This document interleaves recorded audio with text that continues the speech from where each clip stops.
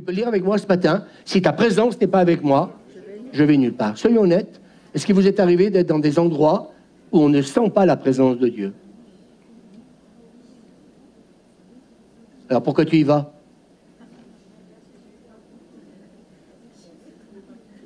Pourquoi tu fréquentes des personnes où tu ne sens pas la présence de Dieu quand tu es avec elles?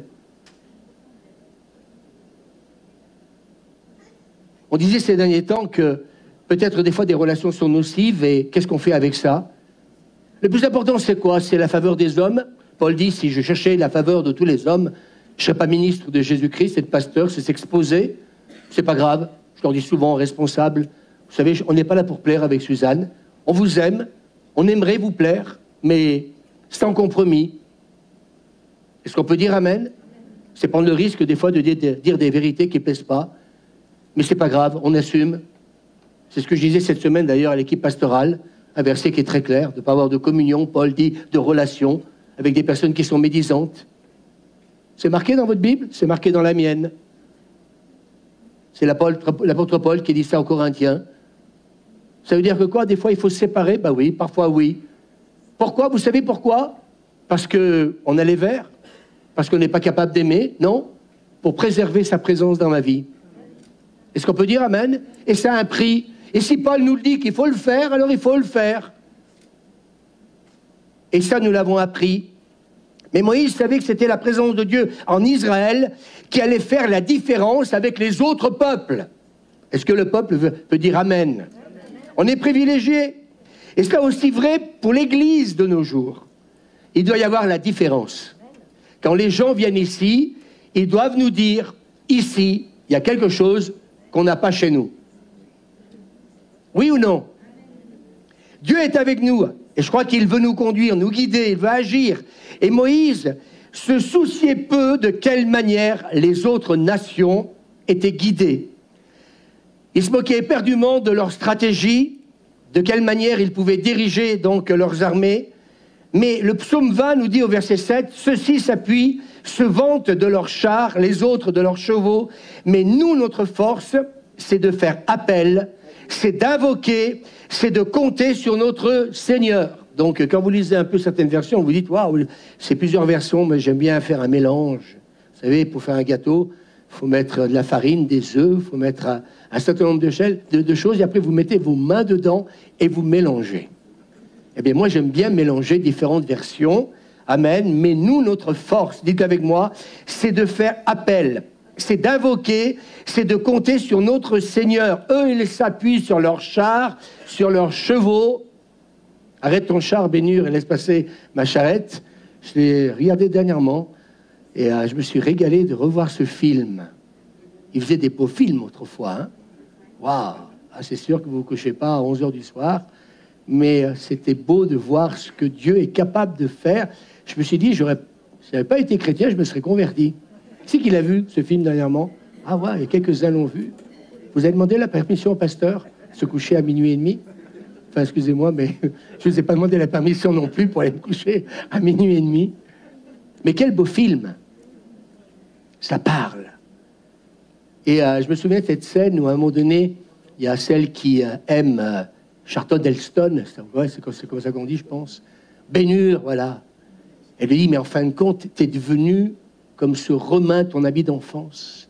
Et là, voilà, il se prend la porte, un TGV, un 747 dans la figure, parce qu'en fin de compte, rempli de haine, pour ceux qui ont vu le film, parce que sa maman et donc sa sœur était devenue lépreuse à cause du fait que Massala, je crois que c'est ça, Massala d'Amoa, Massala, et bien donc avait envoyé cet homme, son ami d'enfance, donc aux galères, tout simplement parce qu'il voulait qu'il se rallie à la cause des Romains.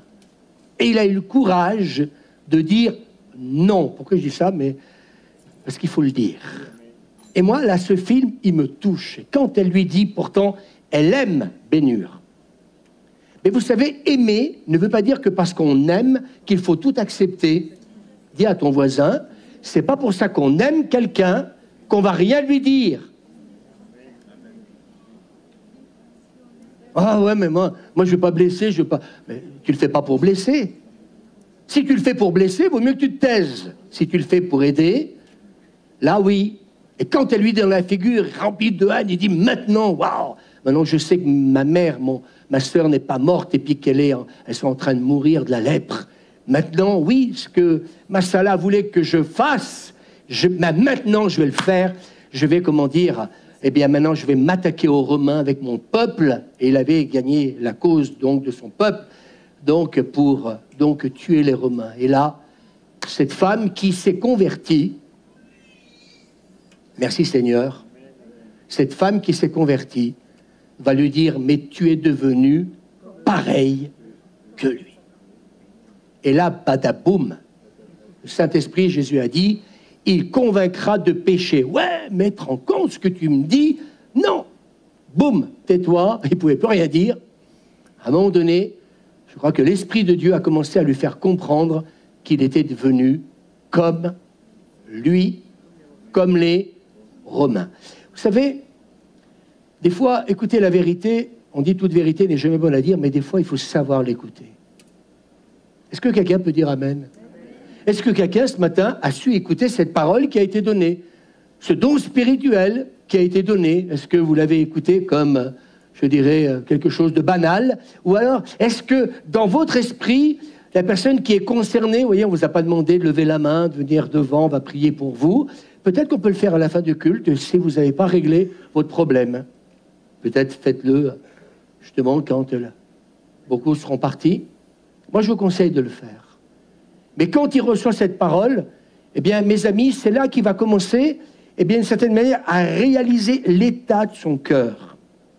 Et je crois que ce matin, ce que le Saint-Esprit veut faire, c'est parfois mettre, eh bien, comme, vous savez, une radio, mettre à nu ce qui peut être en chacun de nous et qui peut nous priver, dis à ton voisin, de la présence de Dieu, d'une manière temporaire, j'aime ce mot, depuis quelque temps, le temps que, si nous confessons nos péchés, il est fidèle et juste pour nous pardonner, et dans ce cas-là, je vais être à nouveau rétabli dans ma relation avec Dieu. Est-ce qu'on peut dire Amen? Alors, Moïse va dire, on n'a qu'un seul principe. La seule façon pour nous d'être guidés, gouvernés, faire la guerre et de survivre dans le désert, c'est une chose, tout ça, c'est à cause de la présence de Dieu. Je veux dire ce matin, en tant que pasteur, et je peux assurer que tous les jours, c'est pas évident, parce que le téléphone, vous savez, il sonne le samedi, le dimanche, tard, pas tard, etc. Je me dis, mais à chaque fois, tac, hier encore, etc. Et je me dis, mais à chaque fois que quelqu'un nous appelle, je me dis, mais Seigneur, c'est ta présence en nous qui va produire la solution. Et là, Moïse a compris, faire la guerre, gouverner, survivre dans ce désert avec, je ne sais pas, 3 millions d'Israélites, je ne sais pas si vous voyez, c'est quelque chose qui n'est pas évident. Mettez-vous un peu à sa place, dans le désert. Je n'ai pas dit ils étaient sur la côte d'Azur en train de surfer. Ils étaient dans un contexte, je dirais, plus que terrible. Mais Moïse a compris, et il comprend à ce moment-là que pour diriger tout ce peuple, il y a une chose qui importe, c'est sa présence. Je veux dire, ce matin, j'insiste, mais quand j'insiste, c'est parce que le Saint-Esprit veut dire, peut-être, à plusieurs ce matin, le plus important, c'est plutôt te soucier comment demain tu vas gagner ta vie, comment demain, eh bien, tu vas faire ceci, tu vas faire cela, ni, gna, gna. Le plus important, c'est que sa présence soit tangible dans ta vie. Est-ce que quelqu'un peut dire Amen? Est-ce que quelqu'un peut faire cette prière plutôt que de donner un conseil, plutôt que de s'affoler parce que les enfants, ah, ça va pas, parce qu'il y a des problèmes dans les familles, etc. T'affole pas. Le plus important, c'est que la présence de Dieu soit là. Et là, il va te dire, là, il va te donner la paix. Là, il va te demander, eh bien, de quelle manière il faut, peut-être, ce qu'a dit Pascaline dimanche passé, très bon message, c'est à des moments, nous devons faire notre part, ou à des moments, laisser Dieu faire sa part. Et là, Moïse, il est en train d'apprendre cette réalité. C'est de laisser Dieu faire aussi sa part. Et quand Dieu l'a fait, il l'a fait très bien. Alors, Moïse réalise que si dans ce cas-là, c'est lui qui le guide, alors personne ne pourra donc le nuire. Bien souvent, écoutez bien, J'ai presque envie de dire que malheureusement, nous nous sous-estimons. Ça vous arrive? Levez la main. Qui ne se sous-estime pas des fois? Ben, il faut qu'on règle ça. Je vais en parler ce matin. Exode chapitre 4, verset 10. Moïse dit, Seigneur, je n'ai pas la parole facile. Cela ne date ni d'hier, ni d'avant-hier, ni du moment où tu as commencé à parler à ton serviteur. J'ai la bouche et la langue embarrassées. J'ai de la peine à m'exprimer. C'est plusieurs versions. L'Éternel lui répondit, qui a doté l'homme d'une bouche? N'est-ce pas moi, l'Éternel? Est-ce qu'on peut dire Amen? Maintenant donc, vas-y, je serai moi-même avec ta bouche et je t'indiquerai ce que tu devras dire. Mais Moïse rétorqua, vous voyez, Dieu parle. Mais parfois, on se sous-estime tellement, on se déprécie tellement qu'on n'est pas capable d'entendre ce que Dieu est en train de nous dire. Alors Dieu est en train de dire, mais c'est moi qui a créé ta bouche. N'est-ce pas moi l'Éternel? Donc vas-y, je serai moi-même avec ta bouche et je t'indiquerai ce que tu devras dire. Vous voyez, Dieu est en train de lui dire, en fin de compte, eh bien, ce qu'il va faire. Ça veut dire que si il lui dit, ça veut dire que Dieu va lui donner la capacité de le dire et de le faire. Est-ce qu'on peut dire Amen? Moïse rétorqua, de grâce, Seigneur, je t'en prie, envoie qui tu voudras. C'est arrivé à quelques-uns, des fois, de dire, Seigneur, non pas moi. Pas moi, Seigneur.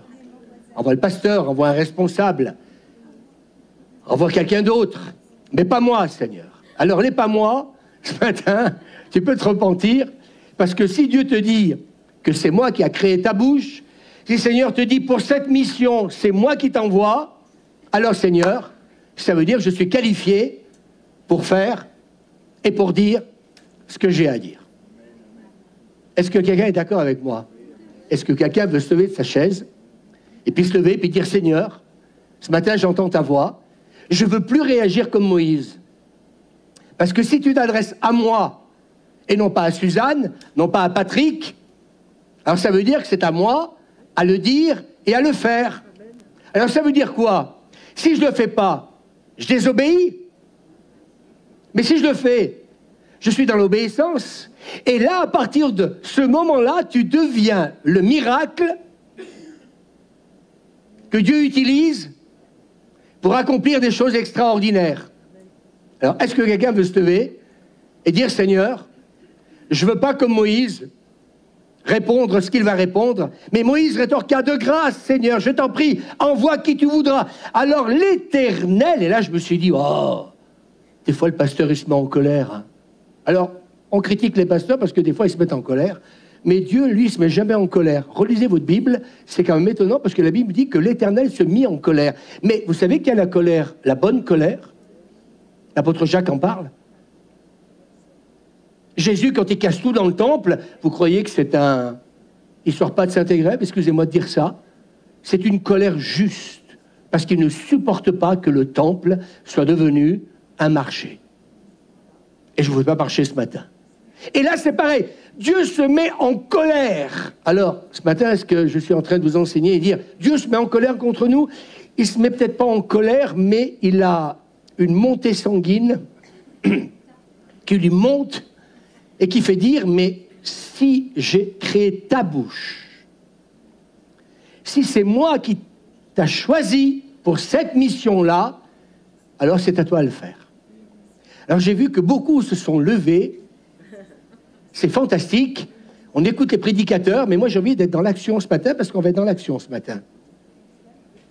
Et si ce matin, quelqu'un doit demander pardon au Seigneur, non, mais je suis sérieux. Vous savez, moi, je ne veux plus prêcher. Vous allez voir, ce matin, on va passer dans des choses pratiques. C'est pas ce que Saint-Esprit va nous préparer, mais je dis, Seigneur, j'y vais ce matin. Gloire à Dieu. Seigneur, je te demande pardon. Tu m'as créé avec une bouche. Tu m'as parfois envoyé.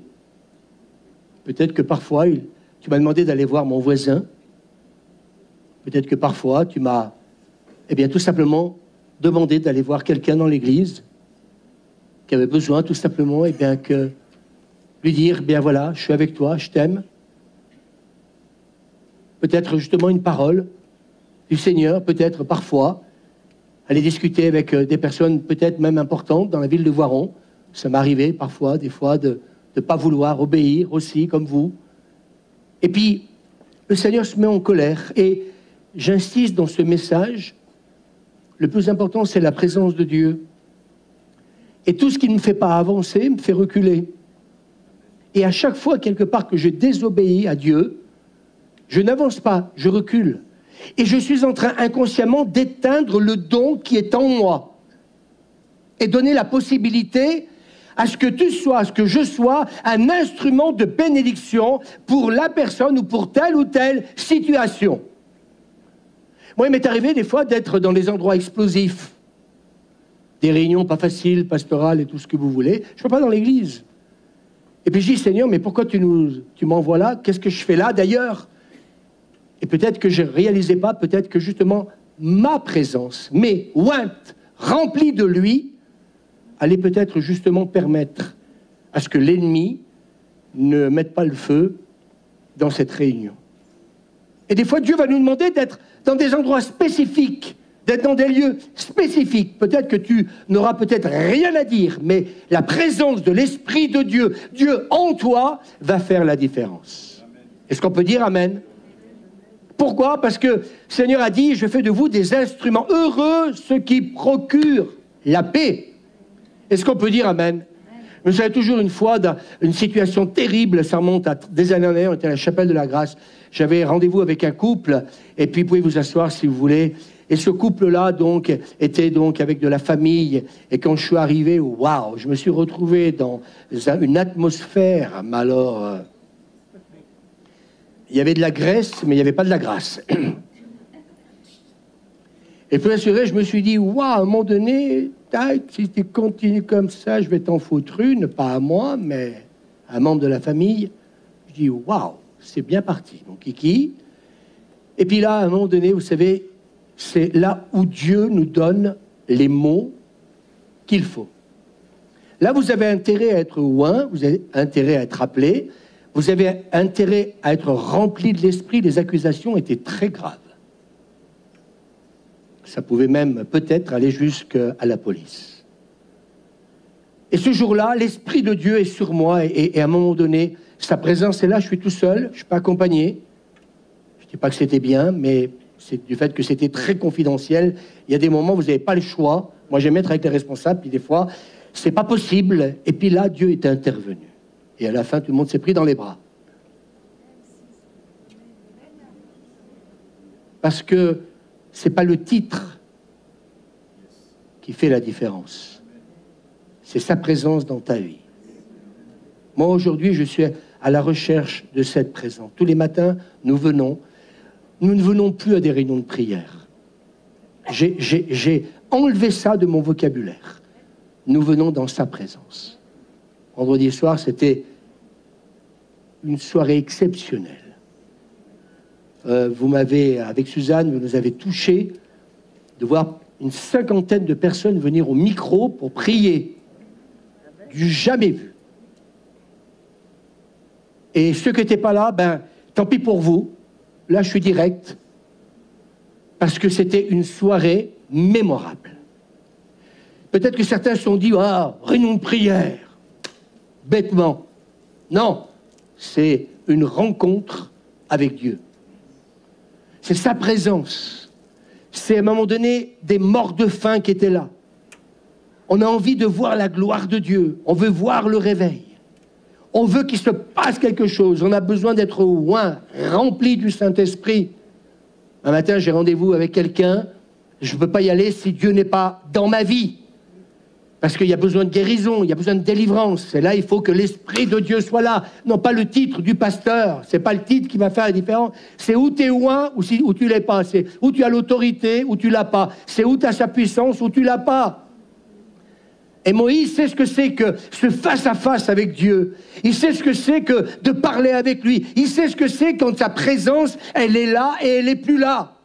Et là, Moïse, à cause justement de certains handicaps, du mal à s'exprimer, j'en connais certains qui sont toujours en train de me dire « mais j'ai du mal à m'exprimer », mais tu es en train de toi-même déjà de dépendre de tes capacités. J'aimerais te dire que Dieu s'en fout que tu bégayes. Si ce que tu vas dire est oint, celui qui sait très bien parler, il ferait mieux d'aller se coucher. Parce que ce qui va faire la différence, c'est pas celui qui sait bien parler, c'est celui qui est oint et rempli de Dieu. Alors mets ta main sur l'épaule de ton voisin et dis-lui, bénis Dieu ce matin, qu'importe ton handicap, qu'importe si tu as beaucoup de bassines ou pas de bassines, bac plus 1 ou 2 ou 4 ou 6 ou 10, si tu n'as pas de bassine, c'est pas grave. Le plus important, c'est que tu sois oint. Le plus important, c'est que tu sois rempli du Saint-Esprit.